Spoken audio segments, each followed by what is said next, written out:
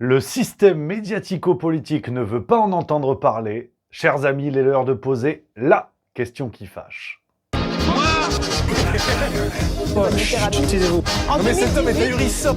porte-parole du gouvernement. Ce que vous venez de faire, c'est super.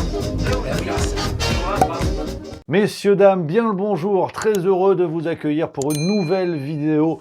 Pas vraiment comme les autres. Aujourd'hui, on va se concentrer à secouer un petit peu le cocotier. Je vais tout vous expliquer, vous allez comprendre. Alors oui, les amis, aujourd'hui, on va sortir un petit peu des clous habituels. Vous allez comprendre, je vais tout vous expliquer, mais d'abord, il faut que je vous raconte ce qui nous amène à cette vidéo d'aujourd'hui. Il y a quelques mois en arrière, je me suis attelé à un travail d'écriture avec une question qui me turlupinait, qui me tournait dans la tête, et j'ai voulu coucher ça sur papier, et très vite, c'est parti en couille. Continuez Jackson, vous m'intéressez. Parce qu'il y a ce travail d'écriture, donc il y a environ 3-4 mois, et puis ça ne vous aura pas échappé, sauf si vous vivez dans une maison troglodyte du XIVe siècle, il y a eu l'annonce de la dissolution par Emmanuel Macron au soir du 9 juin des élections européennes 2024, et à partir de là, tout est parti en cacahuète complet, là, avec l'arrivée des élections législatives, donc 2 semaines maintenant, au moment où j'enregistre cette vidéo, on est dans un emballement complètement fou, et justement, la question que je me posais est devenue plus que jamais d'actualité. Parce que, là encore, vous l'aurez vu comme moi, le système médiatique nous ressort ses épouvantails favoris. C'est incroyable de voir à quel point la recette marche encore. C'est un petit peu comme le Big Mac. À force, tout le monde sait que c'est de la merde, mais on y croit quand même un petit peu. Et là, vous voyez le système médiatique qui nous explique pêle-mêle. Alors, la France insoumise, désormais le nouveau Front populaire, mais c'est la même salade. En fait, c'est l'antisémitisme, c'est Cuba, c'est Castro, c'est Mélenchon. Donc, c'est le fascisme. Et de l'autre côté, vous avez le Rassemblement national, Bardella, le racisme, le rejet de tous les migrants, Hitler et le fascisme. Alors, il est vrai qu'à l'heure où tout devient fasciste, et qu'à mon avis, le jour où Emmanuel Macron se cogne le petit doigt dans un meuble, ça devient automatiquement une commode du Troisième Reich, il est vrai que le système ne dépasse pas l'étape au-dessus qui serait d'appeler directement à voter Macron. Non, ouais, enfin bon, voilà, ça c'est la une de Libération à l'entre-deux tours 2017. Faites ce que vous voulez, mais votez Macron. Là, c'est vrai qu'ils s'étaient un peu partis en bible, ils avaient dépassé le truc. Mais là, aujourd'hui, ils ont appris de leurs erreurs, ils savent se tenir. C'est quoi le sens étymologique de Gabriel dans la Bible? C'est la force de Dieu. C'est le bras armé de Dieu, notamment pour protéger contre les anges rebelles.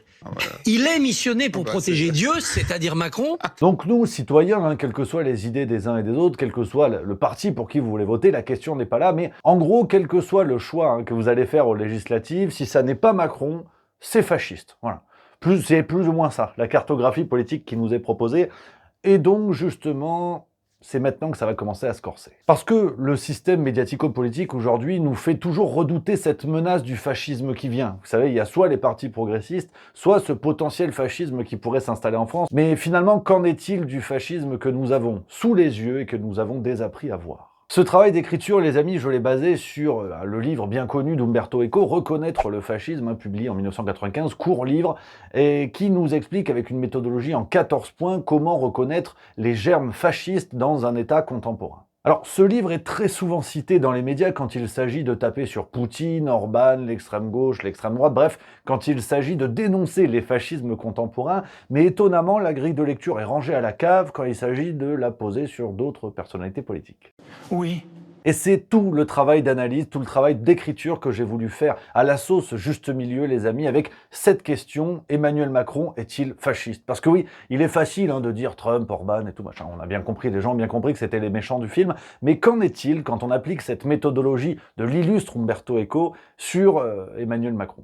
Culte de la personnalité, héroïsation de la société, règne du machisme, tous ces points-là, parmi les 14 points définis par Umberto Eco, il est très intéressant d'appliquer ces points-là sur le règne Macron depuis 2017, voir un petit peu ce qu'il en ressort, en toute objectivité intellectuelle évidemment, d'éviter la malhonnêteté de taper sur Macron pour le plaisir, vraiment appliquer sérieusement cette grille de lecture dans le plus pur style de Juste Milieu. Et c'est donc la démarche que nous avons finalisée avec toute l'équipe de Juste Milieu, et je suis très heureux, les amis, de vous annoncer que ce travail d'écriture initialement prévu pour un article fait désormais 120 pages. C'est un livre que je vous propose, mon tout premier livre politique en vérité, Emmanuel Macron est-il fasciste? Et ça va encore plus partir en cacahuète. Mais cette fois, grâce à vous.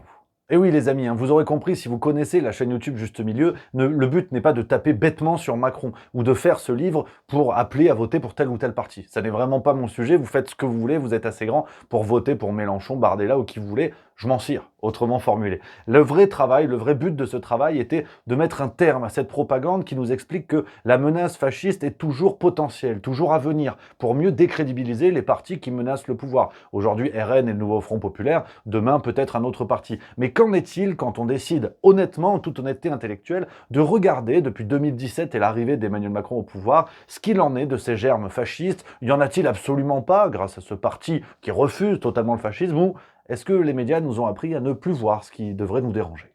Ce que je veux, c'est que vous, partout, vous alliez le faire gagner, parce que c'est notre projet. Vive la République, vive la France! Donc tous ensemble, les amis, le but est de forcer notre système médiatico-politique à se poser cette question. Tous ensemble, nous allons par exemple forcer les fact-checkers à défoncer le livre, forcer les médias à en parler, nous dire que le livre de cette chaîne YouTube complotiste d'extrême droite qui assurément mange de la viande. On a hâte d'avoir ces articles-là, de faire parler de ce livre. Emmanuel Macron est-il fasciste? Et pour ça, j'ai besoin de vous.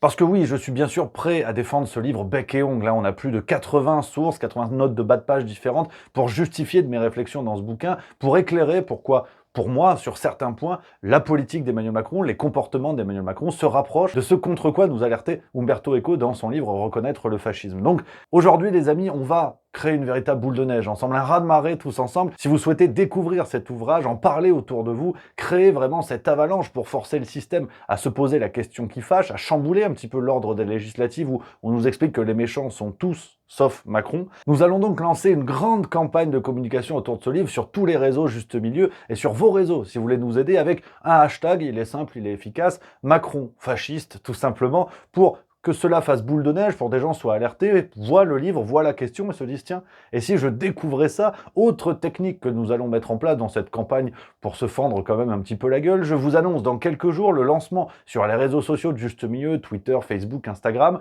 de la Juste Jauge. Qu'est-ce que c'est ça? Alors l'idée brillante qui est sortie de mon cerveau fécond, en un mot, est tout simplement de comparer les ventes du livre Emmanuel Macron est-il fasciste à tous ces livres récents de nos politiciens qui profitent d'une campagne de com énorme, invités sur tous les plateaux télé pour vendre leur merde à un nombre très faible d'exemplaires. Et donc nous allons mettre à jour, plusieurs fois par semaine, la Juste Jauge en se comparant aux ventes des récents livres politiques. Vous aurez dans la Juste Jauge le livre de Manuel Valls sorti en 2023, Le courage guidait leurs pas, vendu à 1526 exemplaires, ou encore La Voix française de Bruno Le Maire, vendu à 1774 exemplaires, ou enfin La France vue par Emmanuel Macron, sorti en 2022, 2520 exemplaires. Nous allons les battre sur leur propre terrain et sans leur campagne de com.